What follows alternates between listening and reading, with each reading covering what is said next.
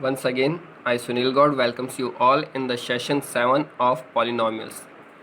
In this session, we are going to discuss about very important question which generally comes in the board examination conducted by CBSE.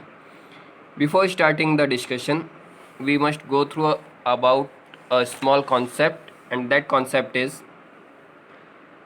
suppose we have given a number 30 and we know that the prime factorization of this 30 is 2 multiplied by 3 multiplied by 5. Suppose we have given a single factor and we don't know about the remaining factors. Then what shall we do to get the remaining factors? Suppose we have given a number 30 and one factor of this 30, that is 2, and we don't know about these two factors. Then suppose the product of remaining factors be x. Then to get the value of this x, we shall divide this 30 by this 2.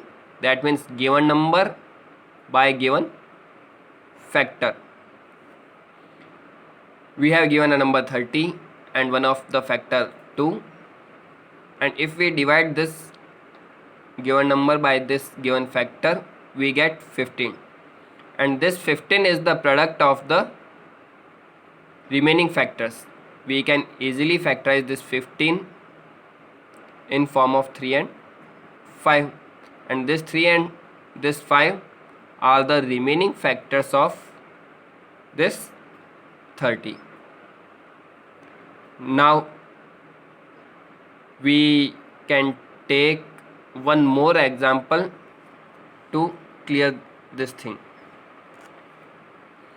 Suppose we have given a number 210 and the prime factorization of 210 is 2 multiplied by 3 multiplied by 5 multiplied by 7. Here total 4 factors of this 210 are possible. Suppose we have given 2 factors, that is 2 and 3, and we don't know about the remaining factors. Then we shall divide this 210 by the product of 2 and 3. We have given a number 210. We also given 2 factors, that is 2 and 3. Then first we multiply these 2 factors, that means 2 multiplied by 3, that is 6, and we divide this 210 by this 6. 210 divided by 6, we get 35, and the factors of 35 is 5 and 7, and this 5 and this 7 are the remaining factors of this 210. This shows that we can easily find out the remaining factors if 1, 2 or 3 or more than 2 factors are given to us by dividing the given number by the product of given factors. Again I am repeating the statement. If we have given a number and one of its factor or more than one factor, then by dividing the given number using the product of given factors, we can easily find out the remaining factors. Now using this concept, we can easily simplify the today's question. In this question, we have to find all the zeros, and we can easily find out the zeros if factors are given to us. We have to find out the zeros of this polynomial, and 2 of its zeros are given. First zero is root 5 by 3 and second zero is minus root 5 by 3. As we know that the degree of this polynomial is 4, hence the maximum number of zeros of this polynomial is 4. Because of 4 zeros of this polynomial, we must have 4 factors of this polynomial: 1, 2, 3 and 4. We can easily find out the 2 factors using this root 5 by 3 and minus root 5 by 3. And using these two factors, which we shall obtain using these two zeros, we can easily find out the remaining two factors by dividing this px by the product of these two factors. And the product of these two factors we can easily find out using this alpha and beta and the quadratic polynomial we are going to obtain using these two zeros. That means we have given two zeros. Using these two zeros we can easily find out the product of first two factors, and by dividing the given polynomial by the product of these two factors we can easily find out the product of remaining two factors. So first we shall find the product of these two factors which can be obtained using this alpha and beta. So if we consider the product of factors by gx, then this gx is equals to x square minus sum of zeros multiplied by x plus product of zeros.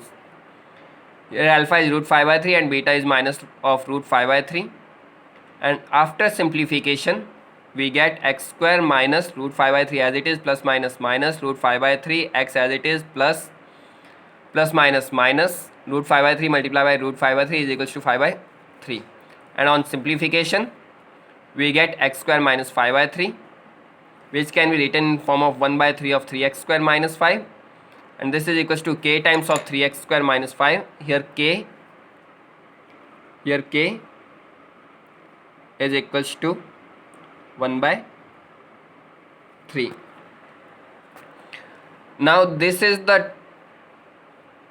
term which is the product of two factors, and the product of two factors are obtained by us using these two zeros. Now we are going to find the product of remaining factors by dividing the px by this gx. Now we have to divide this px by this gx using the division algorithm.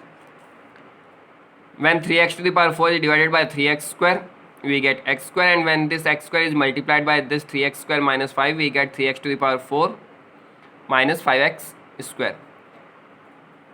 We have to change the sign of 3x to the power 4 and minus 5x square, and after simplification we get 6x cube as it is minus 2 plus 5, that is equals to plus 3x square minus 10x minus 5.